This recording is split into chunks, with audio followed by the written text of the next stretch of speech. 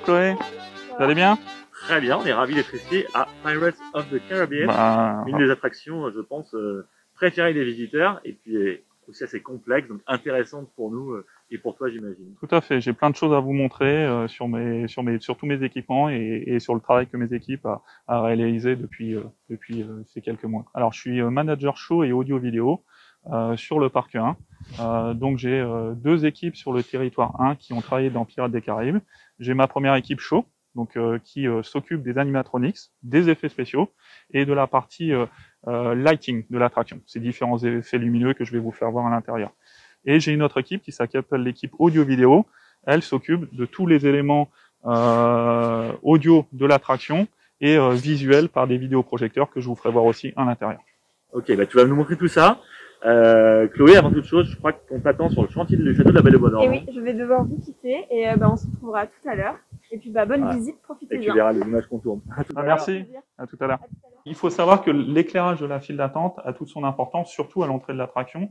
Et on a fait en sorte, enfin, le réglage a été fait en sorte que le niveau, la puissance lumineuse est plus important à l'entrée de l'attraction.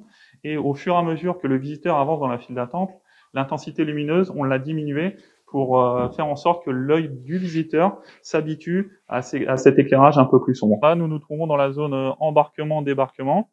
On a profité de cette fermeture pour rajouter de l'éclairage LED sous le quai d'embarquement et de débarquement pour améliorer la visibilité au moment de l'embarquement.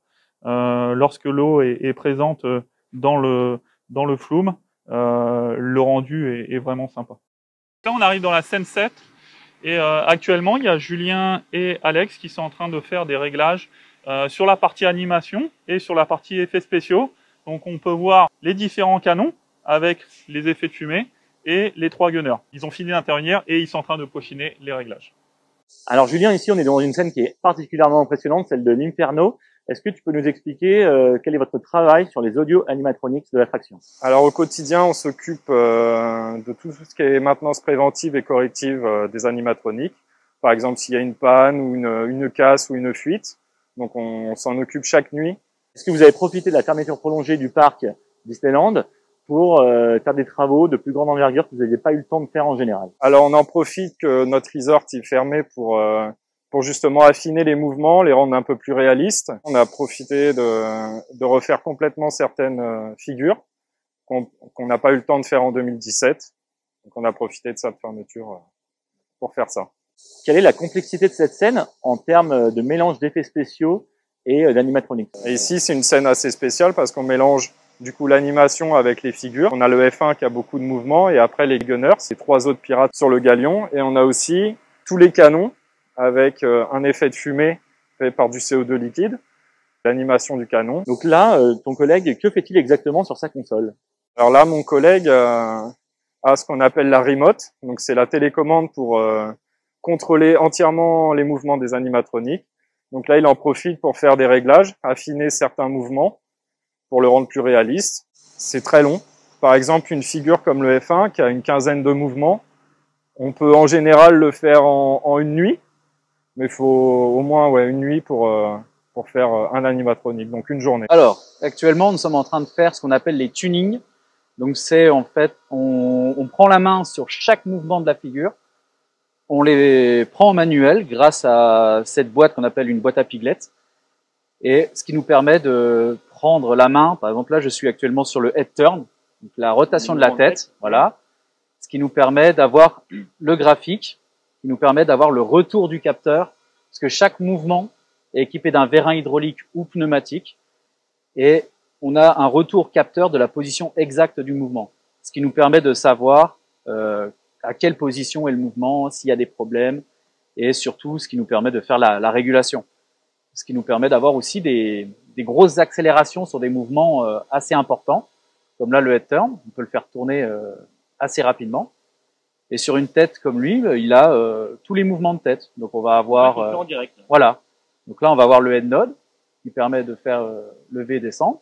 On a le head tilt pour le faire orienter sur le côté, et également la bouche. Je sais pas si on va la voir beaucoup, mais on a la bouche aussi. Donc voilà, je vais te proposer de prendre la main sur quelques mouvements. Donc là, tu as le... Ah ouais, là je lève le bras. Voilà. Et je le mets. le bras du F1, le capitaine. Et on peut vraiment l'accélérer, quoi. Ah oui, oui, je crois que c'est les dernières générations d'animatronique qui permettent ça. Oui, c'est ça. On peut vraiment faire l'accélération qu'on veut. Ah ouais.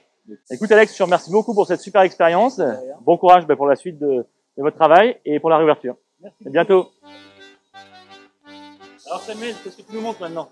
Alors Mathias, on va aller en direction en scène 12, on va voir mon équipe audio qui est en train de travailler sur des vidéoprojecteurs. Parfait. Allons-y. Nous on s'occupe de toute la maintenance audio et vidéo, donc dans les attractions c'est sur tout ce qui est vidéoprojection. Et dans le parc en général on s'occupe de tout ce qui est audio des boutiques, des chars, de la route de la parade et de tous les lands sur Postman et du terrain, donc Adventureland et Fantasyland. Du coup là, sur la scène 12, donc la ville en feu, c'est la scène où on a le plus de vidéoprojecteurs de toute l'attraction, à savoir que dans toute l'attraction du coup on en a 23 et rien que sur la scène 12 on en a 7. Donc en fait dans la réhabilitation on teste toutes les pistes, en fait on écoute toutes les sources, voir si elles fonctionnent toujours. Et après tous les haut-parleurs sont testés les uns après les autres avec un bruit rose qui permet d'avoir tout le spectre audio en même temps. Il y a 258 haut-parleurs.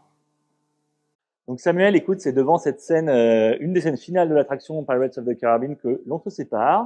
Merci beaucoup pour cette visite guidée qui nous a appris plein de choses sur tous les effets spéciaux de cette attraction vraiment immersive, réellement magique. Ce fut un plaisir de vous faire découvrir les métiers de mes équipes et j'ai hâte de te retrouver et surtout retrouver nos visiteurs le jour de la réouverture.